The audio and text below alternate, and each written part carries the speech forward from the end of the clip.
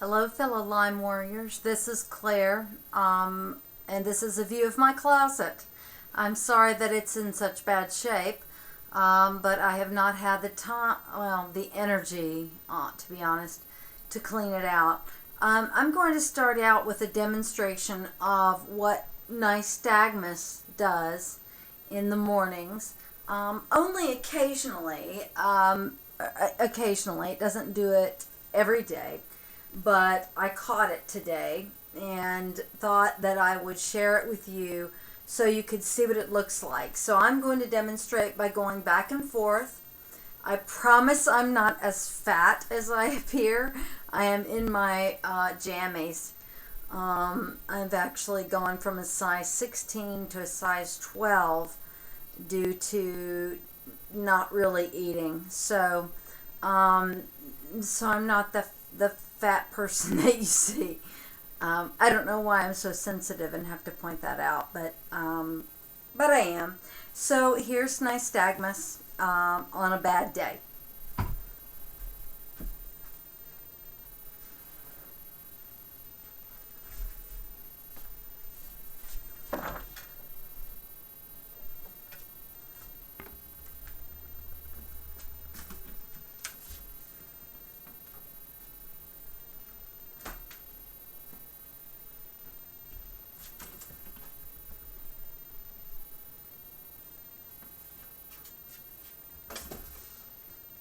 It's actually gotten better since it was a few minutes ago because time has passed.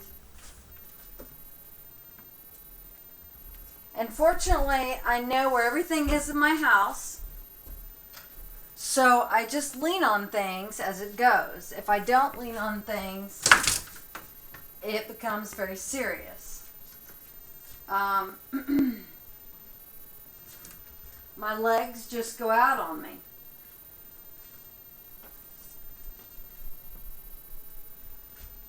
As does my balance. It just goes away. It's a weak feeling. It's a simply a vertigo feeling.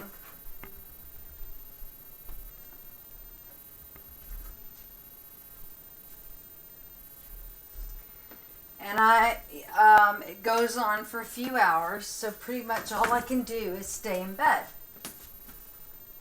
And as you can see, I'm very good at finding things to lean on. So I'm going to try one more time without leaning on anything.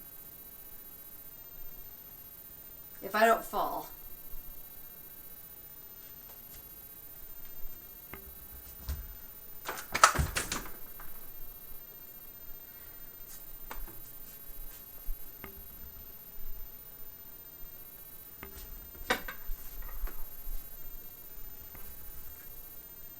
Okay, kitties, that is Nystagmus, where the eyes move involuntarily, and they cause a little bit of problem with the balance. Like I said, fortunately, it does not stay every day, so I can handle it, and I kind of am used to it. So I'm going to turn the camera around now and do an entry, which is something I have not done in a long time. It's going to take me a second to get the camera to actually get where it needs to be, but it's been so long that you can see by the length of my hair since the last time we spoke.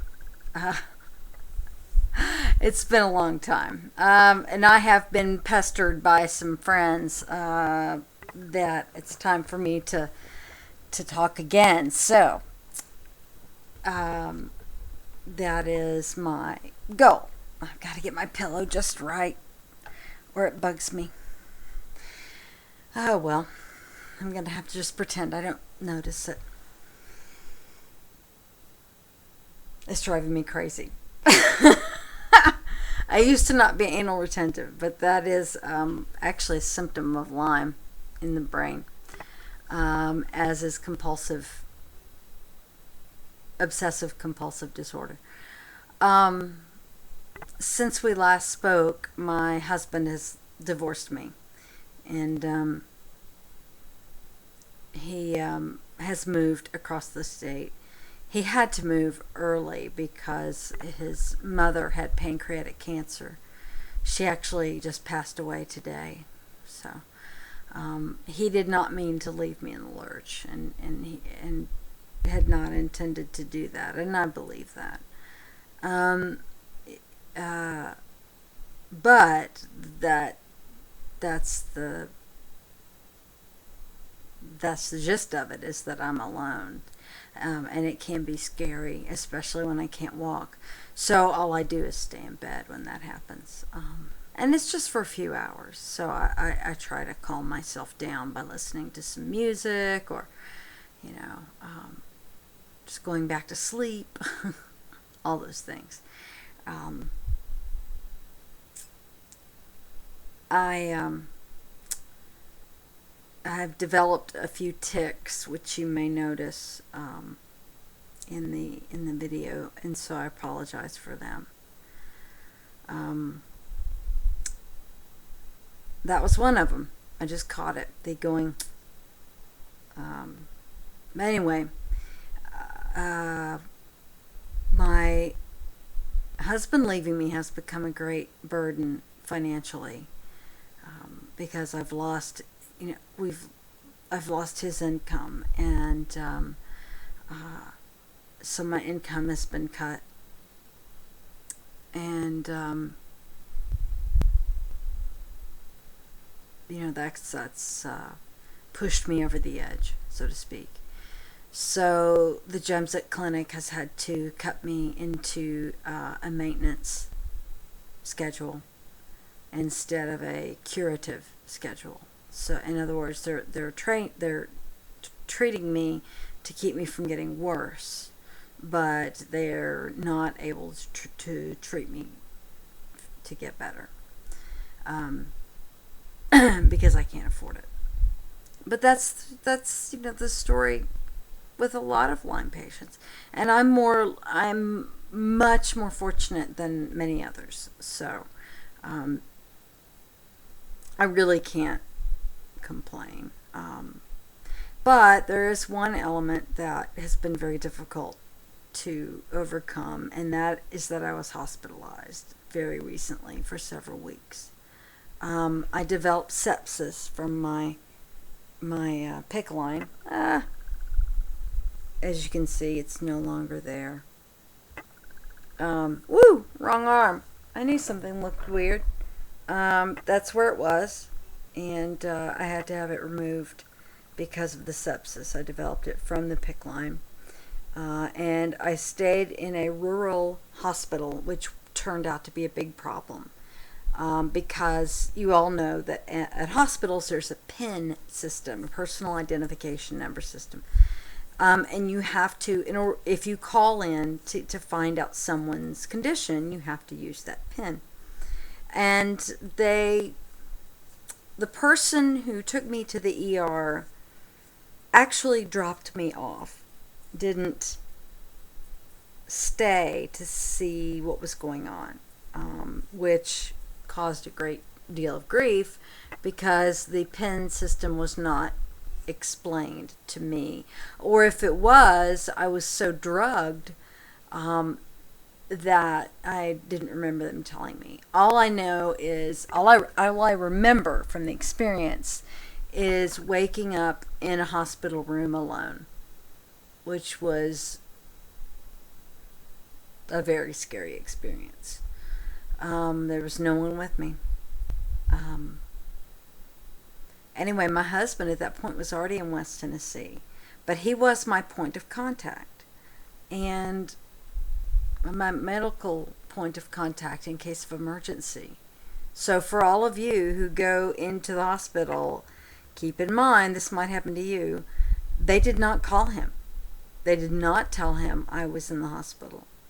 In fact, when he called to find out my condition after he learned I was in the hospital, they wouldn't give him any information, even though he was my husband at the time.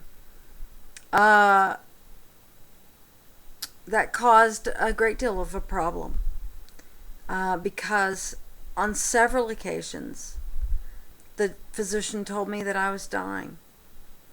And so I would put on Facebook or call my friends and tell them that I was dying. And when the PIN system finally was figured out and I finally was able to communicate that with my friends, they would call the nurses station and the nurses would say, no, it's fine, she's fine. So it appeared as if I was under so much drugs that I was just thinking I was dying, or that I was making it up in some way. Where at the same time the physician was telling me I was dying. So it was a huge confusion, and it was horrible. At one point, I was accidentally overdosed on pain medication, and my physician at that point told me that I had multiple organ failure, heart, lung, and kidney. And I know what that means. It means you're going to die. And there's no two ways about that.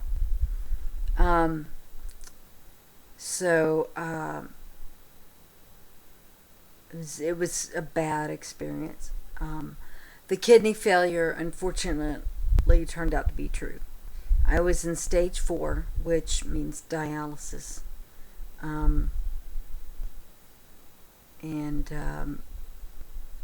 That was hard. But fortunately, the next day I went into stage 3, and the next day I went into stage 2, and the next day I went into stage 3, or stage 1. So it appears that it was the insult to the kidneys, which is the medication they gave me, the antibiotics they gave me, that caused the kidneys to have problems, and that they were in the process of recovery.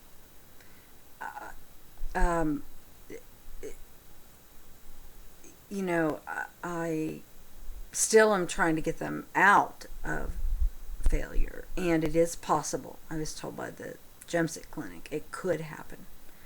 So I have an appointment with a nephrologist next week to find out. My financial situation, unfortunately, is such that I cannot pay my medical bills. I just can't. So I'm paying $10 a month. It'll take me years to pay them off. And they take up so much of my monthly income that I can't afford anything else.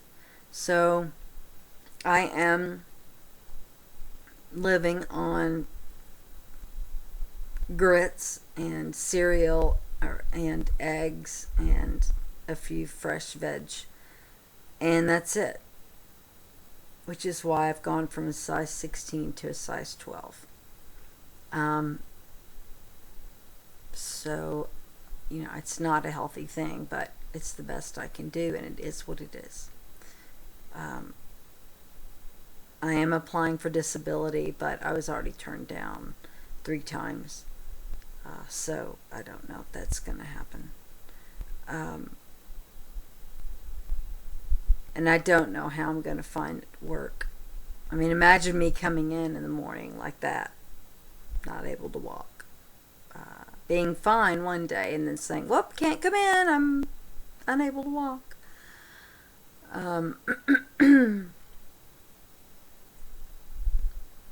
And I can't go in the evening because my fatigue sets in.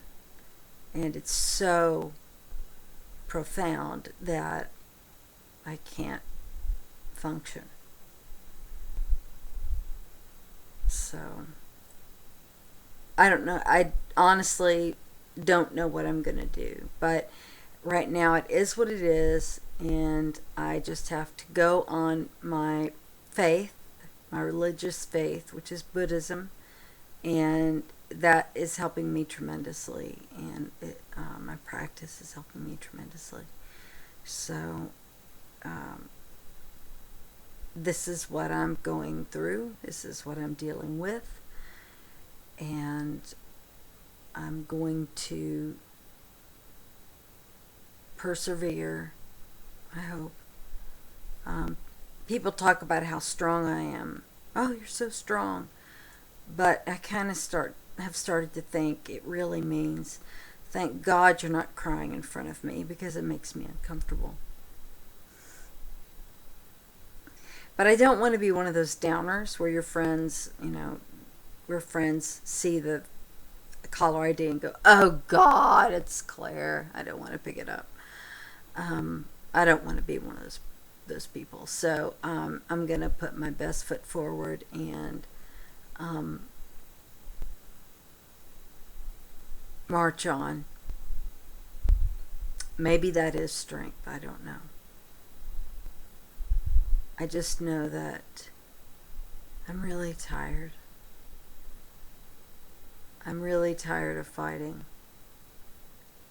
I'm really tired of all of this. And right now,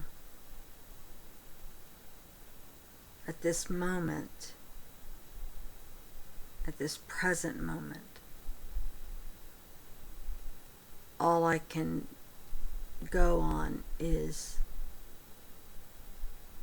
the fact that I'm breathing means that I'm alive. And I'm ambivalent about that.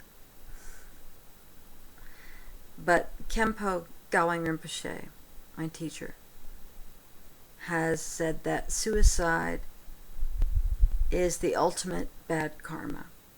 Because he says, if you feel like your suffering is so great in this life that you take your life, you gather such negative karma that what do you think your next life will be like? And that's a big aha moment. So even though I occasionally do have that desire, to be honest, to end this, there is that little voice of Khenpo saying, what will your next life be like? And right now, at this moment, even though I breathe, I'm alive, I don't know that I want to be. So that's where I am right now, kiddies. Not feeling like a Lyme warrior anymore. Which is why I've not had a lot of entries. But if you have any questions or comments, you can make them below on this down here on this comment section, or you can email me privately if you'd like, and that's warriors.of.lyme@gmail.com, and I'd be happy to answer. And honestly, I'd just like some comments or questions to know there's someone out there.